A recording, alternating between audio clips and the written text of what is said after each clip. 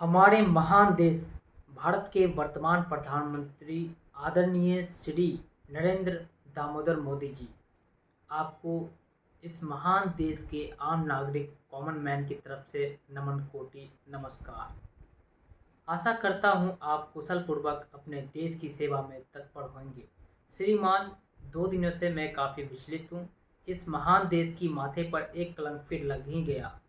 जब जब इस कृत हास्यास्पद घटना लोगों की नज़रों में आएगी, तब तक इस देश की जनता को सिर्फ आक्रोश ही आएगा।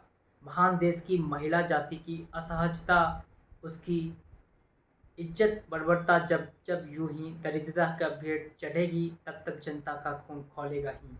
मणिपुर की हास्यास्पद घटना जो सिर्फ महिला जाति की सम्मान को ठेस नहीं देता, अपितु पूरे संसार की महिला की इज्जत को बेआबरू करती है। वर्ष 2014 में जब कांग्रेस की शासन कार्यों में कमी देखने की वजह से ही आपको ये महान देश भारत पर सत्ता कायम करने का भाग मिला। आपसे इस देश की जनता को बड़ी आस थी, पर लगता है यह देश की जनता की कहीं न कहीं भूल भी रही। जनता अब अंदर ही अंदर आक्रोशित तो है, पर कुछ कर नहीं सकती फिलहाल।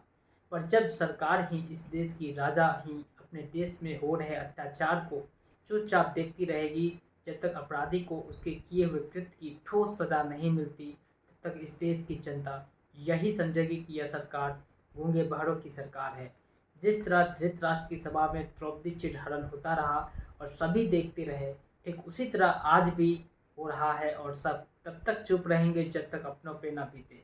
मणिपुर की घटना, जो 2 हिंसक दलों की आपस में मतभेद और हिंसा के शिकार महिला जाति को चुकाना पड़ा, क्यों? आखिर क्यों हमेशा महिला, बच्चों आदि को ही हर हिंसक घटना में अपना बलिदान देना पड़ता है? हमारे देश में बहुत सारे गुरु शिक्षक हुए जो देश की कल्याण के लिए समय समय पर अपना योगदान दिए। द्रोणाचार्य जैसे गुरु ना ही आज है, ना ही अर्जुन जैसे विद्यार्थी। पर समय के साथ सब कुछ बदलता है। आज सत्ता आपके पास है, कल किसी और के पास होगा, फिर किसी और के पास, और ये चलता रहेगा। पर महान देश की गाथा मजबूत होनी चाहिए। अब मैंने तो ये मान लिया है कि हमारे देश में अब बेरोजगारी तो दूर नहीं हो सकती, लेकिन महंगाई पे तो अंकुश लगाया जा सकता है। बेरोजगारी में कमी हो सकती है, पर आपकी सरकार में शायद ही संभव हो पाएगा। हमारे देश में अभी भी कुछ शिक्षकगण हैं जिनकी विचारधारा तो अच्छी लगती है, जैसे ओझा sir, Devkirti sir, Khan sir और भी शिक्षक हैं निस्संदेह। पर सभी कोई फेमस की ही बातें करते हैं।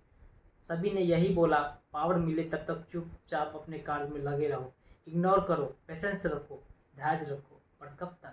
जिनके पास पावर है वो तो इस घटना को रोक नहीं पाए। इस सिस्टम के सामने सभी पावर फेल्योर है। सिस्टम्स की फेल्योर की वजह से कुछ भीड़ किसी भी हद तक भी कुछ भी कर सकती है और पावर सिर्फ देखता रह जाता है। नफरत और डर की वजह से ही राजनीति से गंदी राजनीति बन जाती है। इस महिला पे क्या गुजरी होगी जिसने इस सिस्टम से आस लगाई होगी कि कोई तो बचा ले, वो भी धैर्य रखी होगी। कहते हैं जब पूरा पूरा बुरा वक्त आता है तो सारा पावर, पेशेंस, इग्नोर धरा का धरा रह जाता है। आप लोगों से बस यही गुजारिश है कि आप लोग अपनी अपनी राय दे, प्रतिक्रिया दे। इस संसार में इस महिला जाति के साथ या किसी भी हिंसक घटना में महिला जाति बच्चों के साथ जो भी होता रहता है, या उसमें उन्हीं को क्यों बलिदान देना पड़ता है? आप लोगों से गुजारिश है कि इन सभी बातों को श्री दामोदर नरेंद्र मोदी जी तक पहुंचाया जाए। धन्यवाद।